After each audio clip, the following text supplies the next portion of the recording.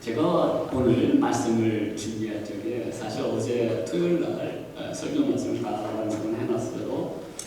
그런데 아무리 생각을 해도 14장, 요한복음 14장이 워낙 방대하고 중요한 이 내용들이 있기 때문에 이것을 이렇게 한 포인트를 딱 잡아서 설교하기가 참 어렵다는 것을 느꼈기 때문에 새벽에 일어나서 다시 작성을 했습니다. 14장의 내용에 워낙 중요한 내용들이 있어요. 여러분 영화를 보면은 시작할 적에 나레이션을 하는 영화가 가끔 있습니다. 배경을 설명하고 또 앞으로 어떻게 영화가 진행될 것인가를 이렇게 암묵적으로 가르쳐주고 있어요.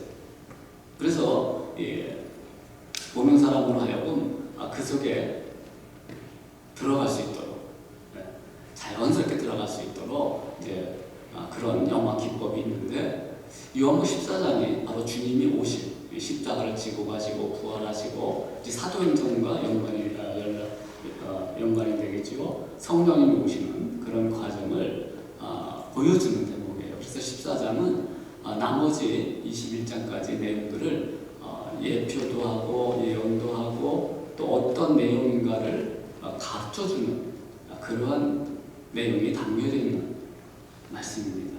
그래서 오늘 그 14장 가운데에 이제 하반절을 제가 말씀을 드릴 텐데 이 포인트를 이렇게 잡았어요. 성령 하나님, 성령 하나님만 보혜사 성령 하나님만 얘기해도 몇 시간을 설교할 수밖에 없는 그런 상황이에요. 그런데 성령 하나님이 주시는 선물이 있습니다. 몇 가지가 있지만 그 가운데 하나가 뭐예요? 평안을 너에게 주노라, 끼친다라는 번역을 했습니다. Live 어디요? In your mind. 너의 마음 가운데 평안을 남겨주겠다, 끼친다. 그리고 예수님은 떠나신다는 그 말이죠. 그러니까 두려워하지 말아라. 내가 떠나도 너희가 허무한 것처럼 그렇게 생각을 하지 말고 불안해하지 말고 두려워하지 말고 이 평안을 줄 텐데 누가 주느냐? 보혜사, 또 다른 보혜사 성령님. 그러니까 또 다른 보혜사 뭘 얘기하는 것 같아요? 성령님이죠. 그러면 원래 보혜사는 누구예요? 예수님이라는 거죠.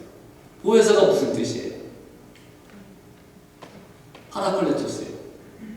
근데 여기 앞에 진리의 영이라는 요한복음 말씀이 있어요. 요한복음 8장 32절 진리가 너를 자유케 하리라 하면서 진리의 영이라고 요한복음에서 말씀하는데 그 알레테야, 알레 파라클레토스라고 합니다. 즉 진리의 영, 진리의 영은 사실 누구예요? 예수님을 말씀하잖아요. 근데 보혜사, 또 다른 보혜사 성령께서 예수님께서 제자들에게 함께함으로 진정한 관계를 맺고 그 안에서 평안을 주시고 그 안에서 소망을 주시고 위로를 주시는 그러한 역사들을 보혜사 성령께서 그대로 우리에게 주신다는 것을 약속하는, 이것이 바로 또 다른 보혜사라고 얘기하는 겁니다. 그러면 파라클레토스는 영어로 뭐라고 번역되어 있어요? 카운셀러 또는 컴포터예요. 위로가 하시는 거예요. 그래서 옆에서 위로, 파라라는 건요, 파라슈트가 낙하산이잖아요. 그러니까 곁에서, 옆에서 있다는 거죠. 그 파라, 곁에서, 그 다음에 그 뜻이 뭐냐면 말하시는 거예요. 말. 그러니까 옆에서 격려해 주시고 위로해 주시는 분, 그분이 성령 하나님이라는 겁니다. 우리의 카운셀러가 된다는 겁니다. 우리의 마음의 아픔들을, 우리의 기도의 간구들을 들어주시는 분이에요. 그리고 하늘에 말할 수 없는 평강의 은총으로 우리 가운데 함께한다는 것을 오늘 말씀하고 있는 겁니다. 그래서 국어에도 그런 게 있어요. 수미 쌍관법에 한해서 초두에 던져요. 그리고 말미에 또 확인하면서 강조하면서 맞춰요. 자, 14장이 어떤 내용이냐면, 첫째는 근심하지 말라, 두려워하지 말라 1절에 나옵니다. 27절에도 나옵니다. 믿음에 관한 권고가 1절에도 나옵니다. 믿어라고 말이죠. 주님을 신뢰하라고 말이죠. 29절에도 나옵니다. 세 번째로 예수님의 떠나심과 돌아가심에 대한 언급이 2, 3절에 나오더니 28절에 또 나옵니다. 이런 관계를 통하여 우리 예수님께서 무엇을 어떻게 왜 행하는가를 그대로 보여줘요. 또 하나요. 요한복음 14장에는요. 신학적인 아주 중요한 모습이 담겨 있어요. 삼위일체가 나와요. 여러분 성경에는 삼위일체 단어 자체는 없어요. 그런데 이 트리니티라는 단어가 곳곳에 나와 있는데 성부 하나님, 성자 하나님, 성령 하나님이 나와 계시는데 그걸 가장 아주 잘 표현한 것, 그 내용 중에 하나가 바로 오늘 본문 말씀이에요. 오늘 요한복음 14장의 말씀이에요. 자, 아버지 하나님이 얼마나 우리를 사랑하시는가. 그리고 예수, 독생자 예수 그리스도께서 그 사랑에 승복함으로 이 땅에 오셔서 구원의 계획을 실천을 하세요. 실행을 하십니다. 그것이 바로 골고다 십자가의 길이요, 십자가의 죽으심이에요. 아버지 하나님은 구원을 계획하십니다. 죽을 수밖에 없는, 심판받을 수밖에 없는 우리 죄인들을 구원하시려고 계획을 짰어요. 그런데 그 실행을 누가 합니까? 독생자 예수 그리스도 통해서 이루어 주시는 거예요. 그러면 오늘날도 구원의 역사가 계속 일어날 수 있는 이 능력과 은혜는 누굴 통해서 이루어져요? 성령 하나님께서 끝까지 너희와 함께 한다는 약속을 통하여서 오늘도 성령 하나님이 우리를 예수 믿게 하시고 우리를 구원받게 하시고 우리를 위로하시고 우리에게 평안을 주실 줄 믿습니다. 예, 그래서 우리가 기도할 적에 말씀을 들을 적에 오늘 성령 하나님 하시는 일이 바로 첫 번째 뭐예요? 가르치고 생각나게 하십니다. 뭘? 예수님의 말씀, 예수님의 행하신 것들 가르치고 생각나게 하시는데 결국은 기도를 통하여 우리가 기도는 말할 수 없는 평안이 있잖아요. 예. 특별히 물론 가정에서도 기도하시지만 차 안에서도 기도하시고 회사에서도 기도하시지만 교회에 나와서 참 눈을 감고 주님을 묵상하고 주님께 기도하게 됩니다. 마음에 평안이 임하지 않습니까? 아멘. 성령님이 함께 하신다는 증거입니다. 그러므로 기도하실 적에는 보혜사 성령님이 내 안에 계시는구나 생각하셔야 돼요. 또한 말씀을 읽고 말씀을 묵상합니다. 그 말씀과는 뭐가 있어요? 예수 그리스도가 나타나요. 그 말씀에는 생명이 있어요. 그 말씀 속에 자유함이 있어요. 그 말씀 안에 평강이 있어요. 그 말씀 안에 소망이 있어요. 환난과 걱정과 근심을 이겨나갈 수 있는 능력을 말씀 가운데 하나님께서 주신다는 것입니다. 그러므로 말씀을 읽고 말씀을 묵상하고 말씀을 생각하게 되면 보혜사 성령께서 우리 가운데 함께 해주십니다. 어떻게 약속합니까? 우리 예수님께서 그러잖아요. 내가 너희와 함께 하리라. 지금은 떠나지만 다시 돌아올 거다. 그리고 영원히 함께 할 것이다. With you. with you. 근데 그 함께 한다는 것은 너희 안에 있다. In you. In you에서 뭐 하는 거예요? On dwell you. 너 안에 내주하시는 성령님을 말씀하고 있는 거예요. 그러므로 우리가 우리 안에 역사하시는 보혜사 성령님의 놀라신 그 위로와 평강의 말씀과 느낌과 은혜가 내 안에 차고 넘쳐야 되는 것입니다. 할렐루야. 오늘 예배를 드릴 적에 여러분 마음의 평안을 좀 느끼고 계십니까? 아멘. 이게 뭐예요? 내가 저 안에, 저가 내 안에, 우리가 서로 예수 안에 있기 때문에 그분과의 관계 속에서 얻어지는 하늘의 평안이 우리 안에 주어졌기 때문에 우리 안에 내주하시기 때문에 그것이 밖으로 표출되는 거예요. 우리의 얼굴로 표출되는 거예요. 우리 삶에서 나타나는 거예요. 평안이. 그러므로 평안이 넘치는 가정, 평안이 넘치는 신앙생활, 평안이 넘치는 이 세상의 일들이 되시길 주님의 이름으로 축복합니다.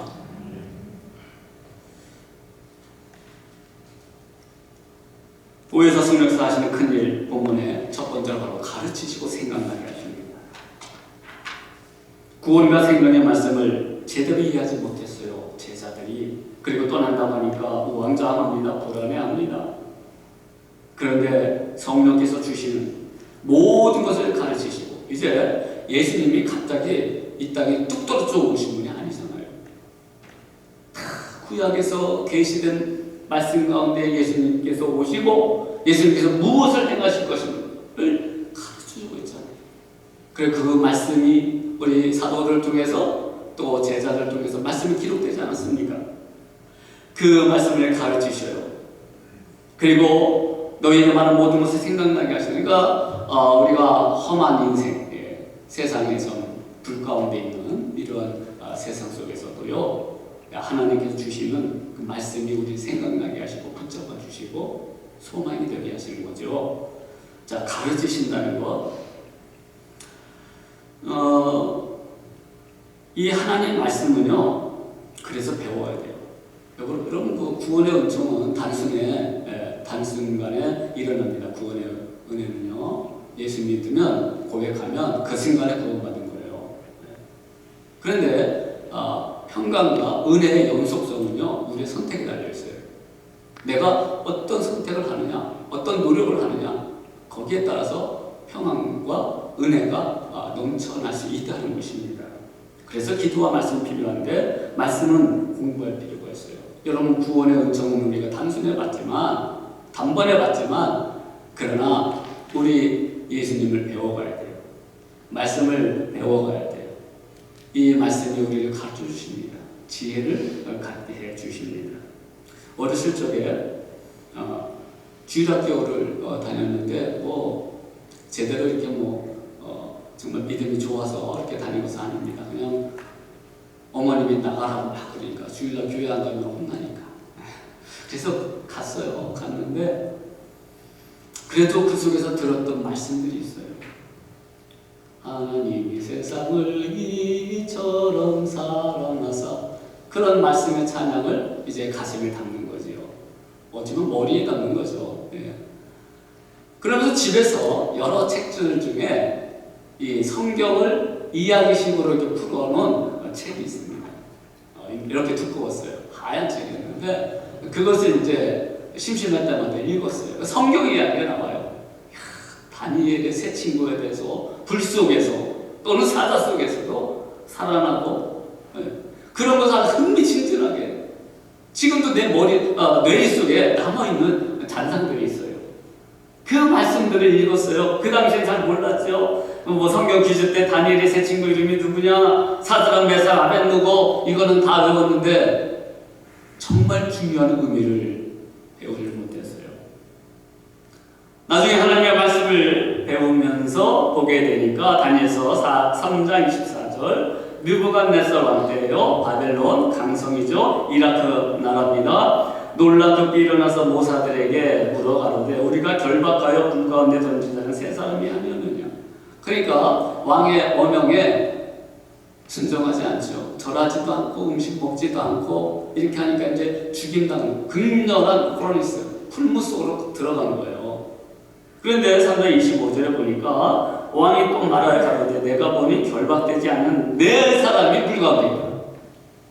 세 사람을 들여봤는데 네 사람이 있다는 거예요. 그 불 가운데로 다니는데, 그 한 사람이 다니는데 상하지도 아니하였고, 그 넷째의 모양은 중요합니다. 신들의 아들과 같다.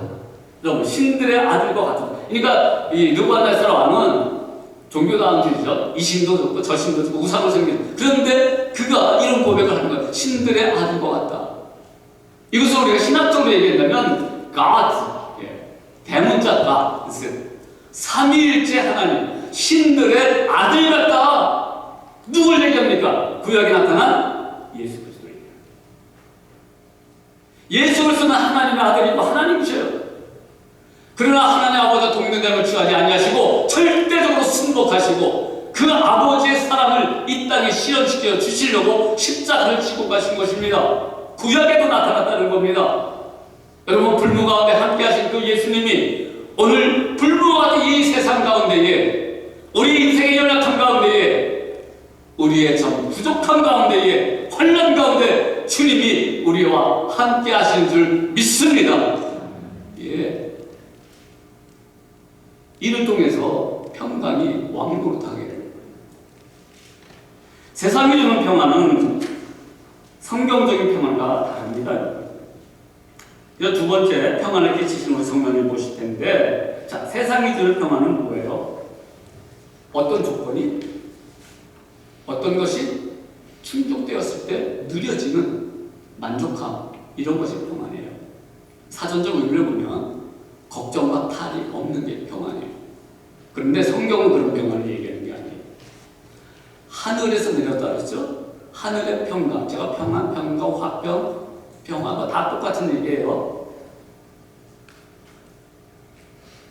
자, 하늘에서 내려왔어요. 그러면 그 하늘에 있는 평강이, 평안이, 화평이 뭡니까? 아버지와 아들의 관계 속에서 알 수가 있어요. 아버지의 사랑이 아들에게 그대로 보여집니다.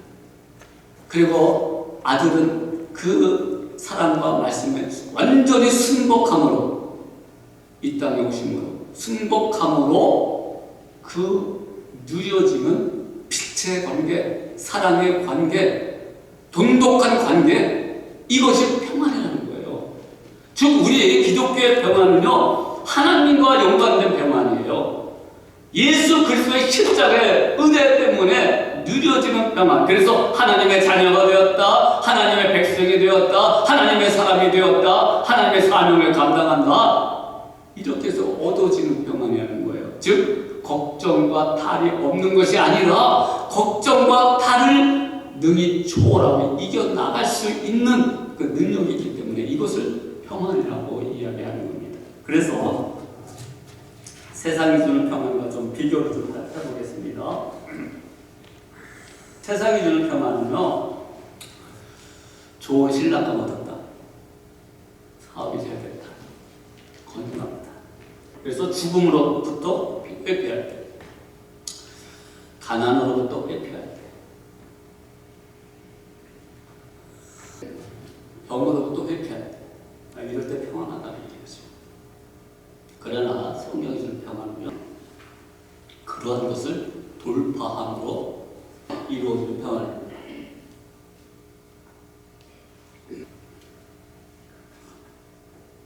이곳은 내가 육체를 가지고 있으므로 이 땅에서 겪는 고통이 될 수 있죠. 그러나 이것 때문에 하나님이 주신 평안이 없으십니까? 안 믿으십니까? 안 그래요. 내 안에 근본적으로 계신 예수 그리스도 때문에 이런 모습이 육체적으로 나타난다 할지라도 하나님의 평강은 내 안에 역사가 되는 거예요. 어떻게 할 수 있어요? 아까 말씀드렸죠? 기도와 말씀을 통해서 할 수 있어요. 또 하나 있다면 눈을 감으면 알아요. 눈을 감으면 내 안에 역사하시는 그 성령이 주시는 평안을 내가 누릴 수가 있어요.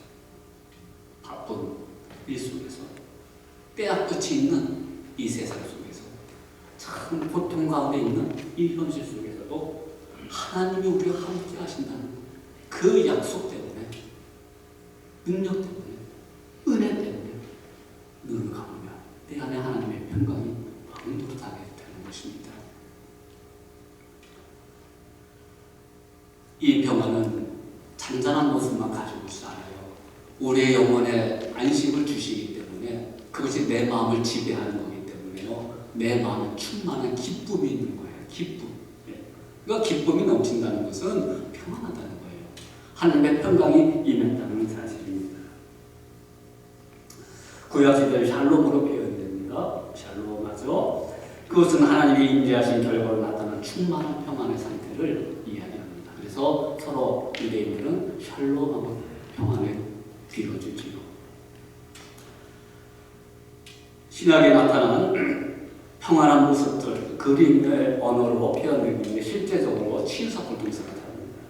가늠한 자를 보세요. 바디메어 장님을 보세요. 병자들 치유한 받은 곳을 보세요. 하나님과 죄인의 인간이 화평케 되었다는 그 증거로 평안의 모습을 회복시켜주는 장면들이 나오게 되지요. 그래서 샬롬은 다른 사람들과의 손상되지 않은 관계까지도 이야기합니다.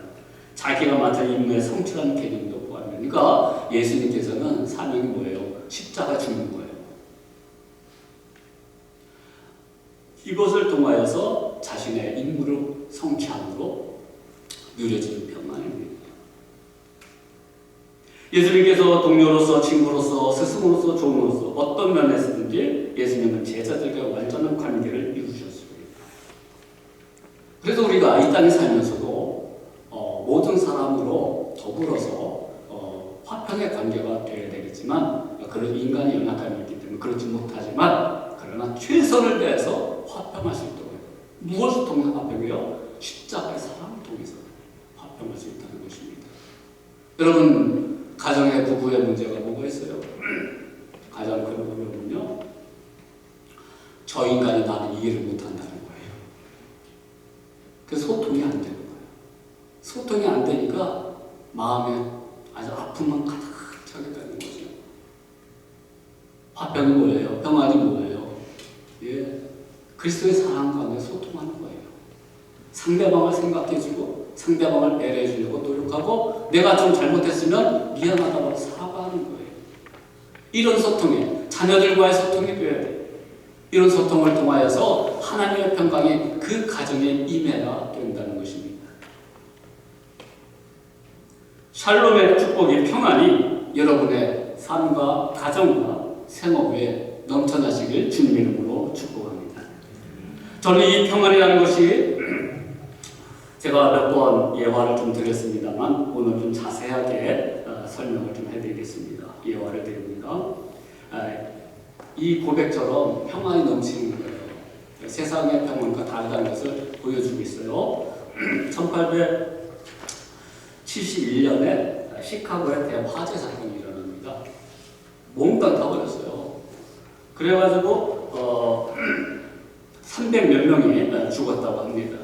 수많은 이진들이 발생되었죠. 그때 스탠포드, 호레이쇼 스탠포드 씨가 큰 것을 투자했어요. 변호사고 대학 교수님이 되니까 재산이 많았어요. 그러니까 투자를 했는데 이게 화재가 나버리니까 쫄딱 망했어요. 거기다가 4살짜리 된 아들이 병으로 죽어버렸어요. 얼마나 고통스럽겠습니까?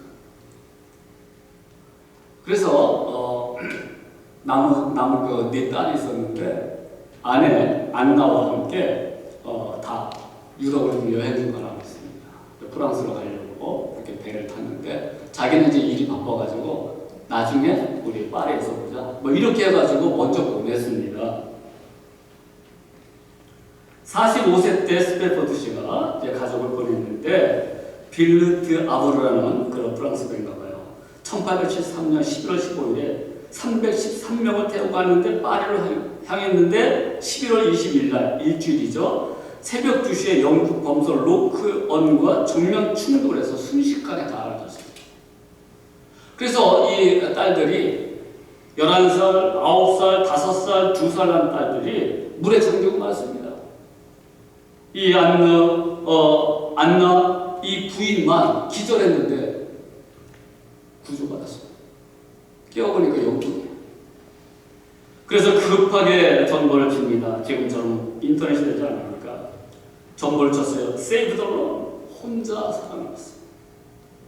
한순간에 사랑하는 자녀를 다 잃어버린 그는 밀려오는 감정을 추스리면서 아내를 만나라더니, 원래 왜 이 사람이 영국부터 가려고 했냐면 당시 무디 부흥사, 세계적인 복음 전도자, 그분이 집회하러 가니까 거기서 위로를 받으려고 또 많은 후원을 했기 때문에 거기 가려고 한 거예요.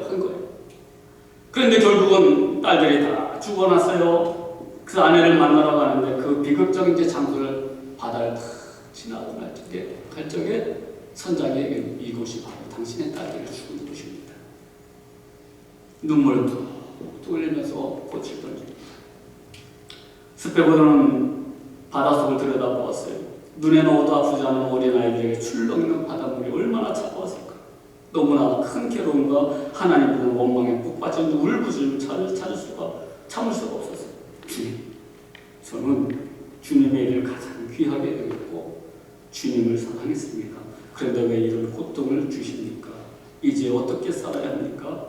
그는 밤새도록 절거하였습니다. 그런데 동토 햇살에 선실창가가 탁 비칠 적에 주님의 말씀이 떠올랐습니다. 열왕기하 4장 26절의 말씀, 엘리사가 종 게하시의 쪽에서 수면 여인을 위로하시는 말씀 가운데 나오는 거예요. 너는 달려가서 그를 맞아 이르기를 너는 평안하냐? 내 남편이 평안하냐? 아이가 평안하냐? 하였더니 여인이 대답하되 평안하다. 환경은 그렇지 않은데 평안하다라고 얘기합니다. 그래서 그가 그 하나님의 평안이 위로가 마음속에 너무나 차고 넘쳐서 시를 쓴 거예요. 그 찬양이 예전 찬송가에는 4절 10장 내 영혼 평안해. 이 원문을 이대로 해석을 해드립니다. 내 인생길에 강 같은 평화가 흘러들 때에도 거친 파도 같은 슬픔이 몰아칠 때에도 내 운명이 어떻든지 주님은 날 이렇게 말하도록 가르치셨네.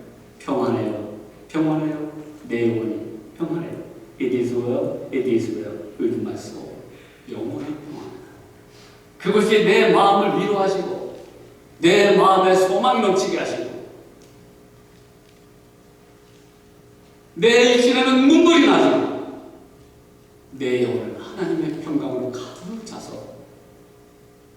주님께 찬양하게 되더란 말이죠. 오늘 여러분에게도 많은 문제가 있을 것입니다. 내 마음의 평안을 빼앗아가는 많은 것들이 있을 수 있습니다. 이 문제가 해결되기를 먼저 주님의 이름으로 축복합니다. 해결되어야 되죠. 그러나 그리 아니할지라도 하나님이 주신 예수님이 주신 그 선물, 성령님이 주신 예수님의 선물 평안을 너에게 주노라. 이 평안은 세상에 알 수 없는 참 평안이라고, 누구도 앗아갈 수 없는 참 평안이라고 했습니다. 베드로가 감옥에서 내일은 죽을 수 있는 그런 상황 속에서 찬양했던 것처럼, 사도 바울의 감옥 속에서도 하나님을 찬양했던 것처럼 그 놀라신 평안이 우리 안에 있을 수 있다는 것이에요. 여러분, 제자들은 성령님 오순절 성령 강림 이후에 그들은 목숨을 걸고 세계로 향해 나가서 기꺼이 죽습니다. 그런데 그들은 평안했어요. 감사했어요. 기뻐했어요. 결국 무엇을 얘기합니까? 우리가 성령님보다 하나님보다 예수님보다 더 큰 일을 행한다고 그랬잖아요. 지금 뭐예요? 복음 전파의 사명을 감당할 적에 진정한 평안이 또한 우리 가운데 누려질 수 있다는 것입니다.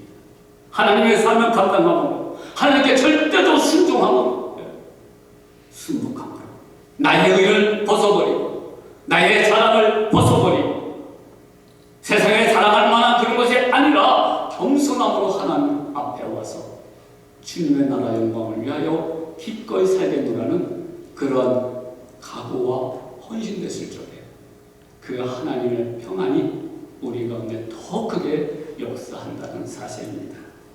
이제 말씀을 했습니다. 사실 오늘 설교는요, 이 대통령기로 10장이나 준비했어요. 근데 이거 어떻게 다 설명합니까? 결론만 되죠. 오늘 요한복음 14장의 결론만 되죠. 이제 예수님이 떠나가신다. 그러나 다시 올 것이다. 그리고 너희에게 가르쳐주고 생각나게 하시고 또한 평안을 줄 테니까 너희들 세상 가운데에 환난을 당하나 담대하라 세상을 이기어노라 주님과 함께 사는 그런 백성이 되자. 이것이 바로 오늘 설교의 마음입니다. 여러분, 우리 마음에 평안이 넘쳐서 예수로 충만해졌어요. 그리스도의 사랑으로 충만해서 오늘도 평안과 기쁨과 영광과 감사가 되시는 복된 날이 되시길 주님의 이름으로 축복합니다.